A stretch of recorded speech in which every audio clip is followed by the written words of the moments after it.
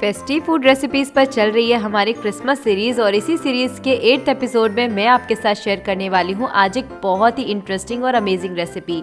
नाम सुन के आपको लगेगा कि पता नहीं ये क्या ही भला है, लेकिन यकीन मानिए इसका नाम है इटालियन फोकैशिया ब्रेड।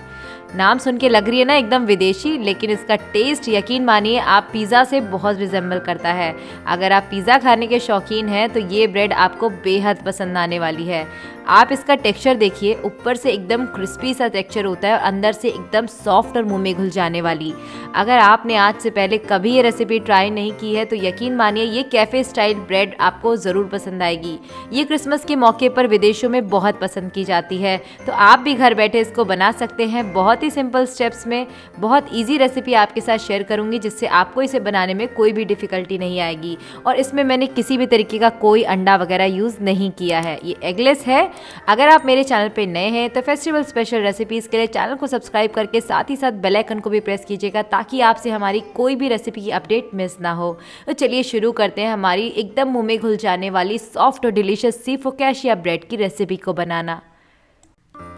इटालियन फोकैशिया ब्रेड बनाने के लिए सबसे पहले मैंने यहाँ पर लिया है एक बड़ा मिक्सिंग बोल, जिसमें मैं ऐड करूँगी वार्म मिल्क। तो यहाँ पर मैं आपको कप्स में और ml में दोनों मेजरमेंट बता रही हूँ। कप्स में देखेंगे तो 1 कप प्लस 1/3 कप जितना दूध है, जिसको मैंने हल्का सा गर्म किया है, यानी बिल्कुल गुनगुना दूध है। इसमें हम ऐड करेंगे 2 छोटे चम्मच जितनी चीनी। यहाँ पर जो चीनी हम यूज़ करें ये ग्रैनुलेटेड शुगर है, यानी नॉर्मल जो चीनी है खड़ी हुई, इसे हमने पीसा नहीं है। उसके साथ हम ऐड करेंगे 1 चम्मच प्लस 3/4 टीस्पून जितना ईस्ट। 3/4 टीस्पून का मतलब है आधा टीस्पून आप एक बार भर लीजिए, उसके साथ 1/4 वाला जो टीस्पून होता है वो भर लीजिए। तो इतना आपको लगभग यहाँ पर ईस्ट ऐड करना है। यहाँ पर मैं instant active dry east use कर रही हूँ। इसको मैंने ऑनलाइन ही परचेज़ किया है, इसका लिंक मैं आपको डिस्क्रिप्शन बॉक्स में दे दूँगी। इससे रिजल्ट बहुत ही बढ़िया आता है ब्रेड्स का। इसको मैंने मिक्स कर दिया है। मिक्स करने के बाद हम इसको ढक करके रख देंगे लगभग 10 मिनट तक के लिए, इसे रेस्ट होने देते हैं। तब तक हम तैयारी कर लेते हैं हमारे जो टिन है जिसमें हम इसे बेक करने वाले हैं। यहाँ पर मैं आज इस तरीके का ट्रे यूज़ कर रही हूँ। ये 9x12 इंच का रेक्टेंगुलर ट्रे है। आप इस ब्रेड को किसी भी तरीके के ट्रे में बना सकते हैं, या फिर जो केक बनाने वाला मोल्ड होता है उसमें भी इसे बेक कर सकते हैं। मैंने यहाँ पर इसको फ्लैट रखने के लिए इस तरीके की बड़ी ट्रे यूज़ की है। आप इसके लिए ओवन की जो नॉर्मल ट्रे होती है उसका भी डायरेक्टली इस्तेमाल कर सकते हैं। तो ये चॉइस आपकी है, आप इसे किसी भी बर्तन में बना सकते हैं। बस उस बर्तन को आपको हल्के से इस तरीके से ऑयल से ग्रीस कर लेना है। यहाँ पर ग्रीसिंग के लिए मैं रिफाइंड ऑयल का यूज़ कर रही हूँ। ट्रे को मैंने ग्रीस कर लिया, इसको हम एक साइड रख देते हैं और अब हम चेक कर लेते हैं हमारे एक्टिवेटेड ईस्ट को। ईस्ट जब एक्टिवेट हो जाएगा तो थोड़ा सा ब्लूम कर जाता है, आपको इस तरीके से झाग जैसा नज़र आएगा ऊपर, और आप इसे अगर स्पून से चलाएंगे तो आपको हल्के हल्के से बबल से इसमें दिखेंगे। इसका मतलब हमारा ईस्ट बहुत अच्छी तरह से एक्टिवेट हो चुका है। अगर आपका ईस्ट एक्टिवेट नहीं होता है तो इसमें आगे के स्टेप्स को आप फर्दर प्रोसीड मत कीजिएगा। मैंने यहाँ पर इसी ईस्ट के मिक्सचर में डाल दिया है 2 छोटे चम्मच जितना सॉल्ट, उसके साथ मैंने 2 छोटे चम्मच जितना यहाँ पर ऑलिव ऑयल ऐड किया है। इसके साथ हम इसमें डालेंगे मिक्स्ड हर्ब सीजनिंग 1.5 छोटी चम्मच जितना। अगर आपके पास ये नहीं है तो आप घर में सिंपल जो पिज़्ज़ा सीजनिंग होती है उसका भी यूज़ कर सकते हैं। इसके साथ इसमें जाएगा मैदा 3 कप प्लस 1/4 कप जितना मैदा। ग्राम्स में देखेंगे तो 460 ग्राम के जितना मैंने यहाँ पर मैदा लिया है। मैदा को हम यहाँ पर छानने के बाद ही ऐड करेंगे। उसके बाद हम इन सारी वेट चीज़ों के साथ इस मैदा को अच्छी तरह से मिक्स करते हुए इसका एक बिल्कुल सॉफ्ट सा आटा तैयार करेंगे। जो ब्रेड्स के डो लगाए जाते हैं वो हमेशा बिल्कुल सॉफ्ट लगाए जाते हैं, ताकि जो ब्रेड है वो हमारी एकदम सॉफ्ट स्मूथ बन के तैयार हो। तो यहाँ पर इसी तरीके से जब हम इसको मिक्स करेंगे तो इसका भी एकदम सॉफ्ट डो बन के तैयार होगा। इस डो को हैंडल करने में अगर आपको ज़रा भी डिफ़िकल्टी लगती है तो आप हाथों पर हल्का सा ऑयल लगा सकते हैं। उसके बाद आप इसे अच्छी तरह से लगभग 8 से 10 मिनट तक नीट कर लीजिए। जी हाँ, 8 से 10 मिनट का समय लगता है इसको नीट करने में, क्योंकि जितना अच्छे से आप इसे इस तरीके से नीट करेंगे उतनी ही बढ़िया और सॉफ्ट ब्रेड आपकी बनके तैयार होगी। तो इस स्टेप में आपको बिल्कुल कंजूसी नहीं करनी है। इस तरीके से अच्छी तरह से मैंने इसको नीट किया है और ये देखिए इतना स्टिकी डो हमारा रेडी हुआ है। मैं यहाँ पर हल्का सा ऑयल लगा लेती हूँ इसके ऊपर, ताकि इसे हैंडल करना थोड़ा ईजी हो जाए। यूजुअली हम जब ब्रेड्स के डो लगाते हैं तो हम पहले उसको रेस्ट देते हैं इस तरीके से नीट करने के बाद, लेकिन यहाँ पर थोड़ा सा स्टेप इसका अलग है। यहाँ पर हम इसको रेस्ट नहीं देंगे, पहले हम इसको हल्का सा रोल करेंगे। तो यहाँ पर रोल करने के लिए मैंने एक इस तरीके से फ्लैट सरफेस पर थोड़ा सा मैदा डस्ट कर लिया है। आप इस पर थोड़ा सा कॉर्नफ्लोर भी डस्ट कर सकते हैं अगर आपके पास कॉर्नफ्लोर है। उसके बाद हम यहाँ पर इस अपने सारे डो को ट्रांसफ़र कर लेंगे। अब हम इसे अच्छी तरह से पतला सा बेलेंगे। तो इसे एक बार अच्छी तरह से इस तरीके से स्मूथ कर लें। उसके बाद बेलन की मदद से इसको एक बार अच्छी तरह से हम फ्लैट कर लेंगे। हमें इसे कितना बड़ा बेलना है, जितनी बड़ी आपने डिश ली है, यानी जितने बड़े आप उसमें बनाना चाह रहे हैं। तो मैंने यहाँ पर 9x12 इंच का जो ट्रे लिया था, उसी के साइज़ के हिसाब से मैं यहाँ पर इसको रोल कर लूँगी। तो यहाँ पर मैंने इसका एक रेक्टेंगुलर इस तरीके से शेप रेडी कर लिया है। इसे हमें बहुत ज़्यादा थिन नहीं करना है, बस उसी के साइज़ का आपको इस तरीके से हल्का सा मोटा ही रखना है। और ये देखिए हमारा जो डो है ये बिल्कुल इसी के साइज़ का है। एक बार आप चेक भी कर लें इसके ऊपर ट्रे रख कर कि ये प्रॉपर इसमें सेट हो पा रहा है या नहीं। तो मैंने यहाँ पर इस तरीके से चेक कर लिया, ये बिल्कुल इसी के साइज़ का है, बिल्कुल परफेक्ट है। अब हम इसको इस तरीके से निकाल करके इस ट्रे में सेट कर देंगे। तो यहाँ पर जो ट्रे है देखिए, उसके ऊपर मैं इसको सेट करके आपको दिखाती हूँ। हल्का सा आपको अगर स्ट्रेच करना पड़ता है तो आप इसे कर सकते हैं, और हल्के हाथों से हम इसे अच्छी तरह से प्रेस कर देंगे इसके अंदर, ताकि जो डो है वो प्रॉपर इस तरीके से सेट हो जाए और इससे हमारा जो ब्रेड है उसका बढ़िया सा शेप रेडी होगा। और ये देखिए हमारी जो ब्रेड का शेप है ये बिल्कुल परफेक्ट आ चुका है। अब हम इसे प्रूफ होने के लिए छोड़ देंगे लगभग 2 घंटे के लिए। ये प्रूविंग टाइम डिपेंड करता है वेदर के ऊपर। अगर आप इसे गर्मी में कर रहे हैं तो हो सकता है आपका 1 घंटे में भी ये ब्रेड प्रूफ हो जाए। जब तक हमारी ब्रेड प्रूफ हो रही है तब हम यहाँ पर इसके लिए एक सीजनिंग तैयार करेंगे जो हम ऊपर से डालने वाले हैं। इसके लिए मैंने यहाँ पर एक पैन लिया है जिसमें मैंने डाला है 1/4 कप जितना ऑलिव ऑयल। ऑलिव ऑयल डालने के बाद हल्का सा इसको बहुत माइल्ड सा हीट करेंगे, ज़्यादा नहीं हीट करेंगे। उसके बाद हम इसमें डालेंगे 1/4 कप जितनी बेसिल लीव्स।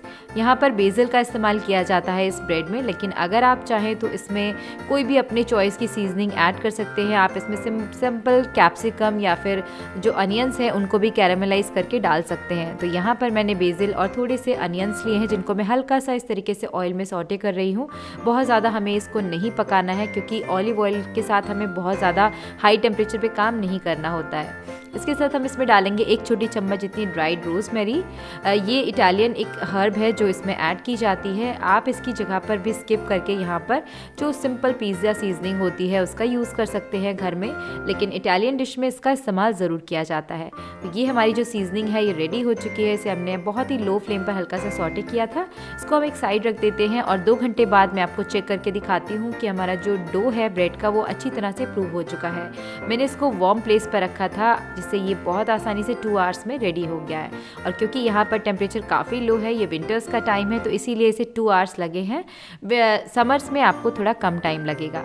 अब इसके ऊपर हम इस तरीके से मार्क्स बना देंगे और ये देखने में काफ़ी ब्यूटीफुल लगते हैं। तो इस तरीके से हम छोटे छोटे से इस तरीके से अंदर की तरफ फिंगर को प्रेस करते हुए इसके अंदर मार्क्स बना देंगे। ये देखने में ब्यूटीफुल लगते हैं और ये खाने में बहुत ही ज़्यादा टेस्टी बन के तैयार होती है।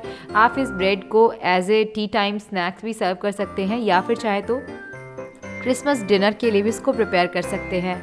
यहाँ पर मैंने सारे में इस तरीके से मार्क्स बना दिए हैं। अब मैं यहाँ पर जो हमने सीजनिंग रेडी की है वो हम यहाँ पर डाल देंगे, और उसमें जितना भी ऑयल है वो सारा ही आपको यहाँ पर इस तरीके से ऊपर लगा देना है। इस ऑयल को अप्लाई करने से इसके ऊपर बहुत ही बढ़िया सा गोल्डन कलर आता है। तो आपको बिल्कुल भी सारा ऑयल यहाँ पर डालना है। इसमें थोड़ा सा ऑयल ज़्यादा ही डाला जाता है जितना मैंने आपको बताया है। उसके ऊपर मैंने यहाँ से थोड़े से कैप्सिकम के पीसेस को कट करके डाला है, यानी जिन्हें बेल पेपर बोलते हैं।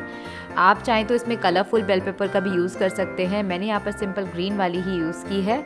और इसको लगाने के बाद अब ये बिल्कुल रेडी है बेक होने के लिए। तो हम इसे बेक करेंगे आज ओवन में। अगर आप इसे कढ़ाई में या फिर कुकर में बेक करना चाहते हैं तो उसके लिए आप डिस्क्रिप्शन बॉक्स में दिए गए सारे इंस्ट्रक्शंस को स्टेप बाय स्टेप फॉलो कीजिएगा। मैं यहाँ पर इसको ओवन में बेक करती हूँ, जिसके लिए मैंने ओवन को पहले से 200 डिग्रीज पर 10 मिनट्स तक के लिए प्री हीट कर लिया था। ओवन हमारा प्री हीट हो चुका है। अब हम इस ब्रेड को उसमें डाल देंगे।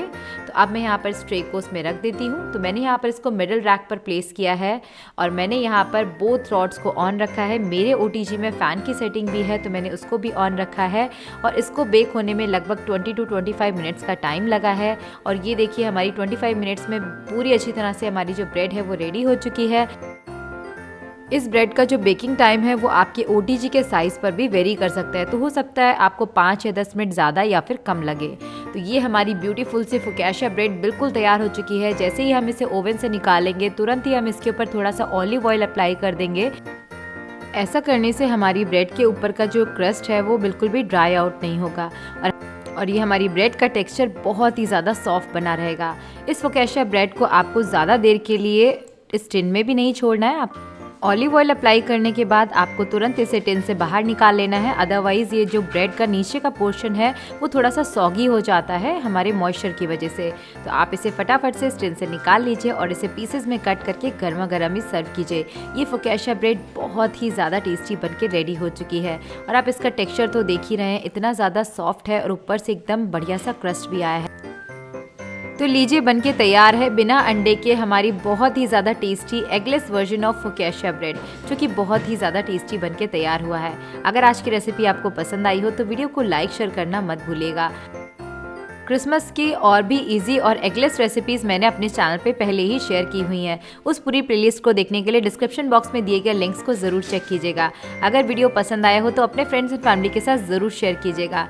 वीडियो देखने के लिए आप सभी का बहुत बहुत धन्यवाद and merry Christmas to all of you. Thanks for watching festive food recipes.